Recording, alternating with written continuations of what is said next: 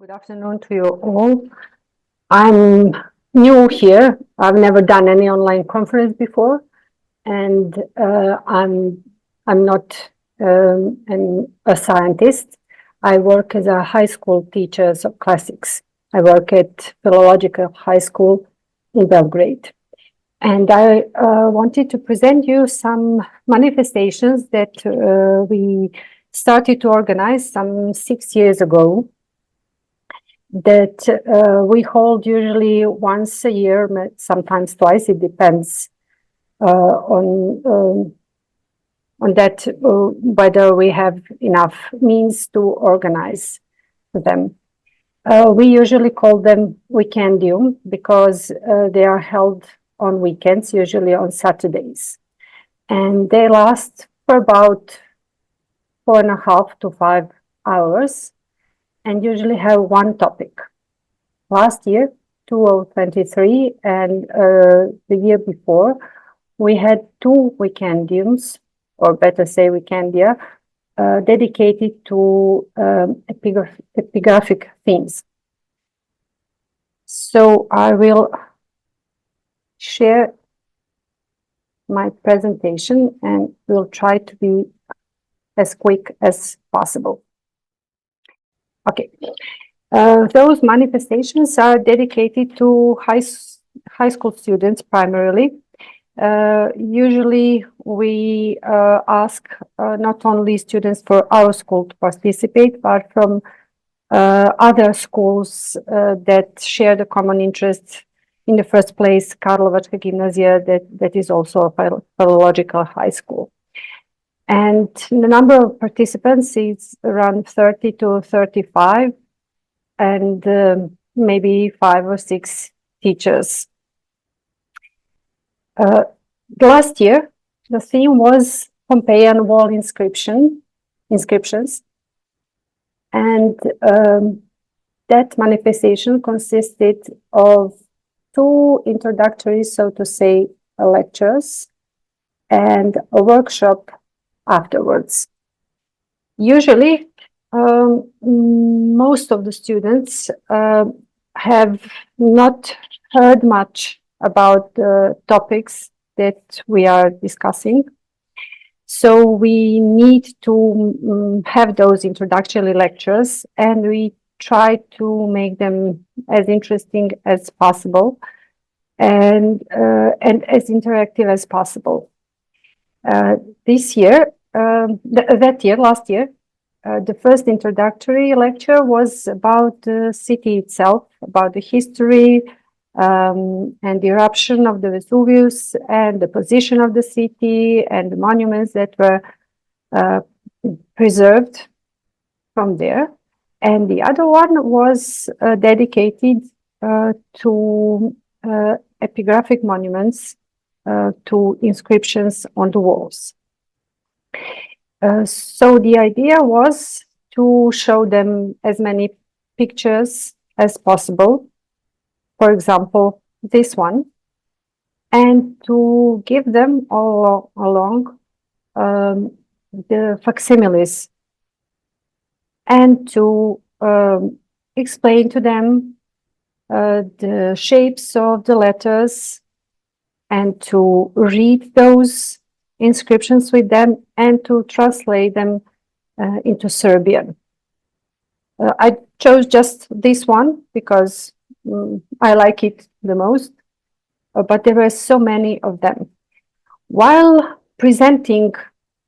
introducing students to those inscriptions, we try to give them some technical terms, so that some enthusiasts, maybe with more interest, try to learn something more about that. And we had such cases.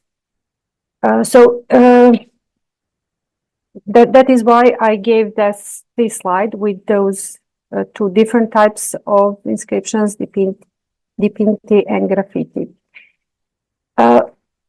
When we choose the inscriptions, when we chose them, we try to choose those different ones that can tell different things about the city and about the society and about everyday life. So they are maybe not mostly relevant for science. Maybe they are not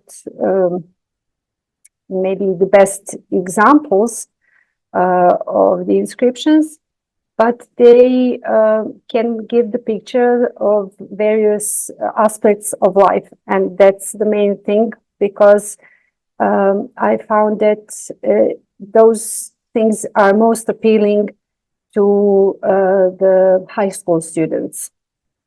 For example, this one, Kirkinaios hic habitat, because it gives an information about the tenants. This one, Potiosis locus hic non est disque demorator. Just to see that as we today are not satisfied with the noise from the cafes below our windows, maybe there were similar problems in that city of Pompeii 2,000 years ago. This one, concerning maybe the hygiene of the city. So these are the things and the places where we can where we can widen our stories about the city. We can use those inscriptions to talk, for example, this one, to talk about public toilets and public baths and the problems, because it's obvious that not all of them were using it. If I recall, well, this inscription is close to one of the city gates, probably a secluded spot where one can, when one could do his thing without being noticed. Also, this one, for example, that gives us information about the proprietor of the building, Marci Iuni Insula Sum. This one about probably the goods to be purchased. So you can talk with the students about the food they consumed.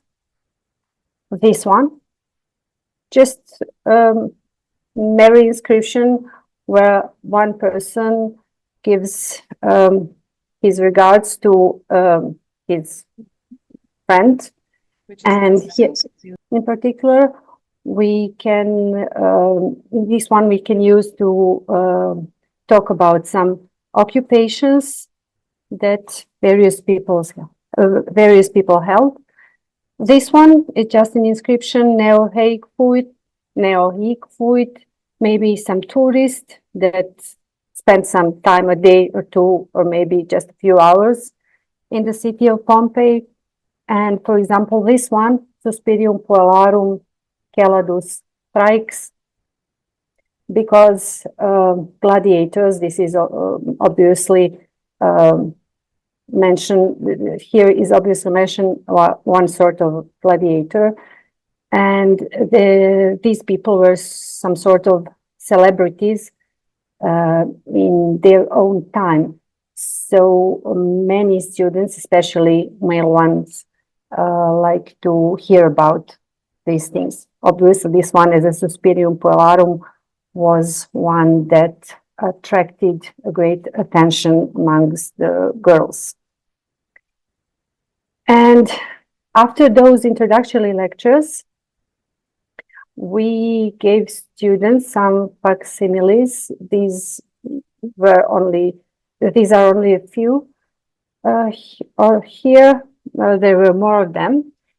They would choose 4, maybe 5 of them, and they would have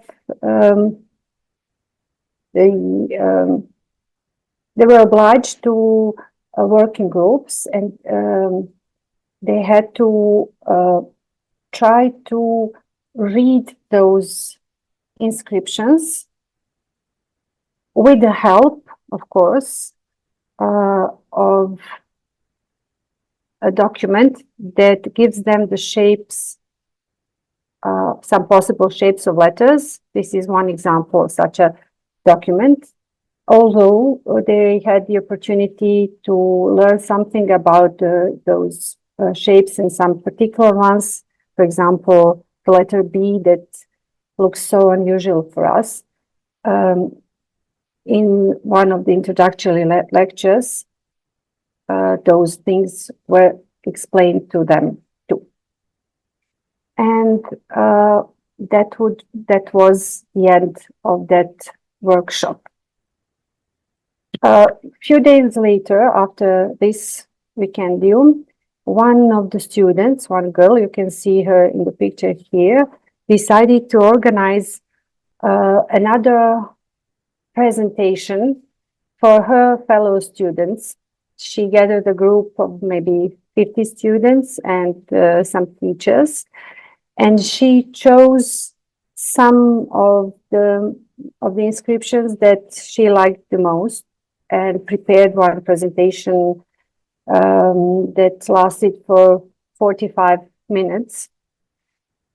She decided to teach her fellow students to read some of the letters. Maybe, I'm not sure if you can see here on the right side, the table. She wrote shapes of specific letters and explained to them how they what they are and how they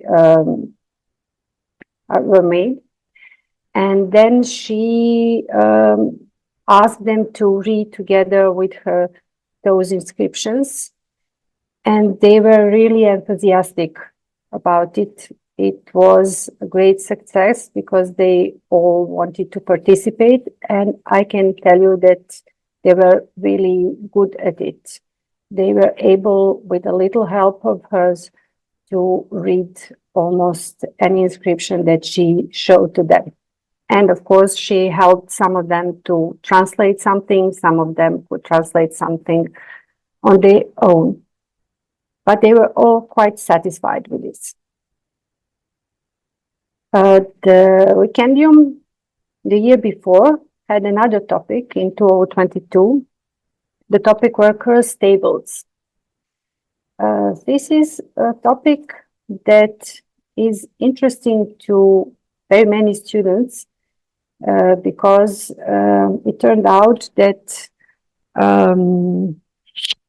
practicing of magic is not unknown to them. They like to inform themselves about these things, and that's why they wanted to hear something about it during the ancient times. Introductory notes were made, introductory lectures about those practicing, those magic practices in Greek and Roman culture.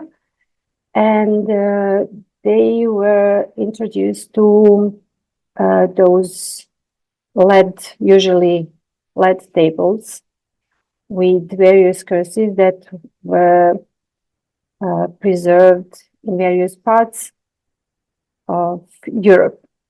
So we chose just a few of them. The pictures were not, the pictures that we could provide were not so good, so we mostly gave them facsimiles to be able to see better the shapes of the letters, and chose a few of them, 4 or 5, as representative models for the topics that were used in those curses. This one you can see is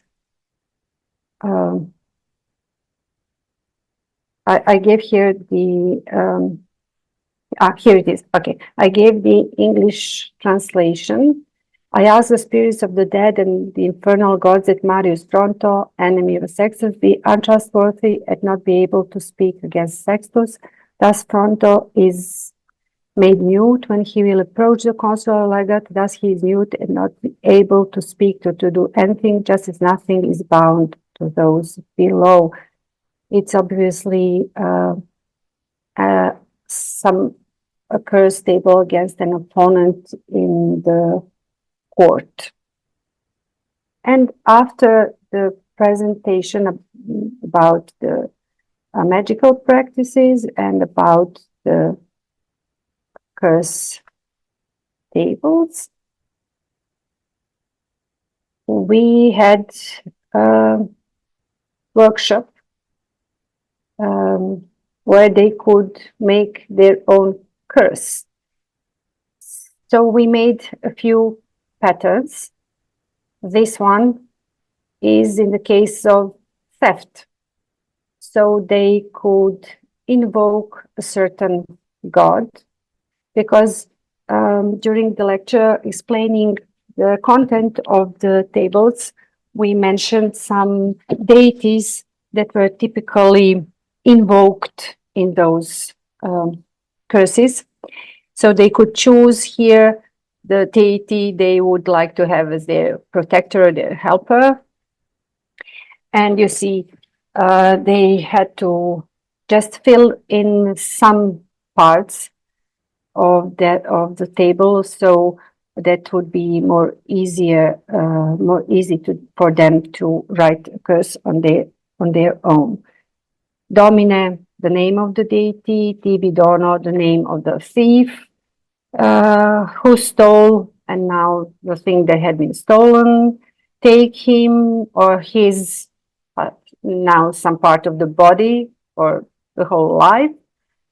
And then again, an invocation of the god. Another one example, for example, is the case of a scorn lover or someone that loves in vain. So he wants to enchant someone to make him fall in love with him. And here again, they invoke an almighty deity who should force him or her to give himself or herself to the person that is writing the table, curse table. Take his sleep or health or peace and quiet or joy until he comes to me. Make him forget his or her, make her forget his family or her father or his or her spouse, and make him out of his mind, make him mad about me, make him long for me, and so on, and make it right now, this moment, yum yum, kito kito, I want it all and I want it now. In order to be able to write those curse tables, we again gave them another table with various letter shapes that were found on various curse tables. And they were obliged to write them down, but not on a paper. We managed to find, I will show you that, my camera is fixed to my computer, so I can't move her. I can bring this thing right in front of the camera so you can see it better. This is a piece of aluminum, like that one that is used in the kitchen, but it's more thick.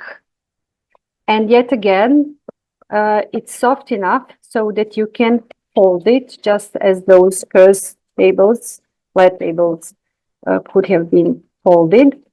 And they're soft enough so that you can easily write letters on them. And it can easily be done again by a kitchen utensil that's a meat stick made of wood. So you can maybe see how I will write down something, for example, letter A this way, or letter me. I can't see well. I hope you can see it well. And here you can see, maybe not. Okay, this way you can see it.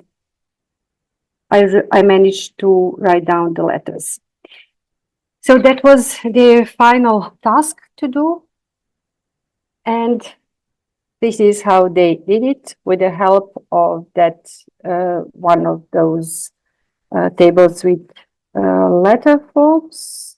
And in the end, we had a great result. I chose some of the tables to present it to you here. I hope you can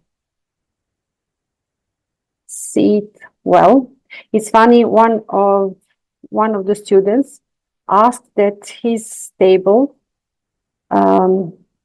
is recorded upside down, because he said it could have more effect if it's held that way.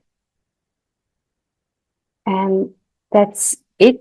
Thank you for your attention. I try to be as quick as possible, and I hope you liked it. It's nothing revolutionary, of course. I suppose that you have already heard of such type of workshops, but I just wanted to give this small contribution from our high schools to the study of epigraphy. Thank you very much.